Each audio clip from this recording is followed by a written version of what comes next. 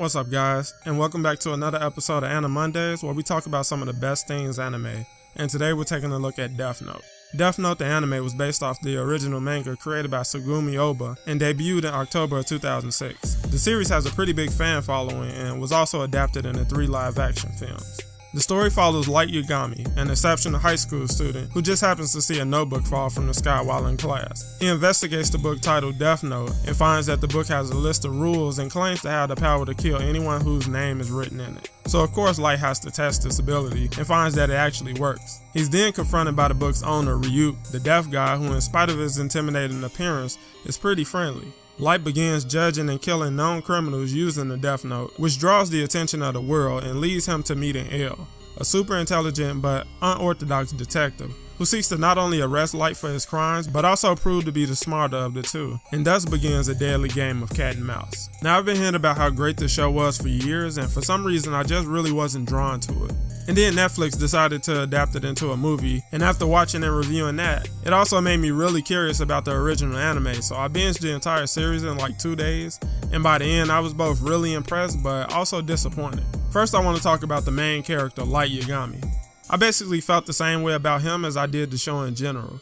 There are so many things I liked about his character, but ultimately I thought some of the decisions made for his character towards the end of the series was pretty disappointing. He starts off just fine. He's a smart kid who develops a god complex when he realizes the kind of power that comes with owning a Death Note. And like a kid, he doesn't stop to think about immediate consequences because he thinks he's untouchable. It isn't until he begins to be intellectually challenged by L that he transitions into a more cold and calculating persona that's more in line with a cold-blooded killer than the kid looking to rid the world of criminals that he started out as. In the show's attempt to make Light come across as highly intelligent and calculating, things would sometimes switch from being really clever to just convoluted and a bit too unrealistic. I understand wanting to have Light be able to think 3 to 5 moves ahead, but too many times in the show I thought they went a bit overboard. I enjoyed watching them change into a much darker character, but after episode 25 things just kind of plateau. Now, I loved everything about the character L here, and thought he was by far the most interesting character introduced in the show. I really enjoyed his portrayal in the Netflix film, but after watching the anime, I can see why fans were displeased with certain aspects of his portrayal. L doesn't suffer from the same flaws as Light, and I thought the show did a great job of showing how smart L is and why he's so deserving of his reputation as the world's greatest detective. His quirky behavior and outside-the-box perspective made me really gravitate to him, and he kind of reminds me of a cat for some reason. Maybe it's how he sits in chairs and the way he sometimes looks at people. I don't know, but he was a big highlight of the show for me, and I don't want to spoil things, but he's also why I ultimately walked away disappointed with the series somewhat. The last character I want to discuss is Ryuk. After seeing him in the show, I really believe they did an amazing job casting Willem Dafoe as Ryuk in the Netflix movie. I love how Ryuk is the complete opposite of what you expect him to be based on his look and him being a deaf guy. He was so laid back and chatty that if it wasn't for the fact that he has no vested interest in Light's well-being, he would actually be a good friend to have around.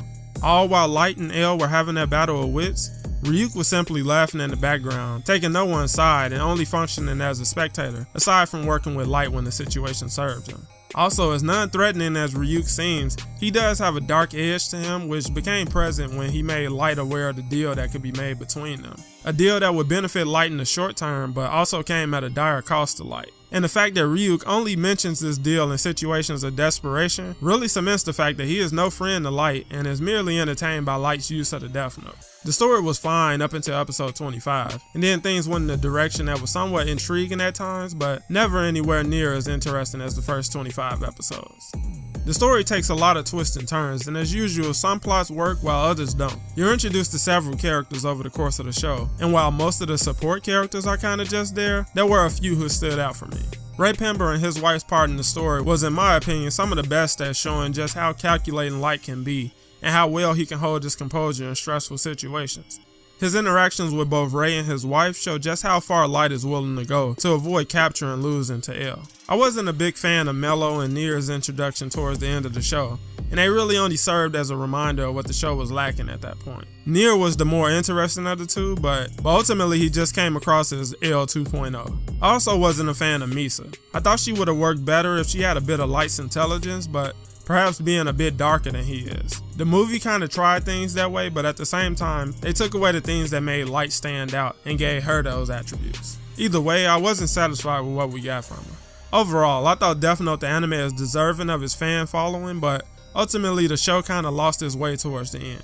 But to the show's credit, they made writing in a notebook and eating a chip hilariously overdramatic.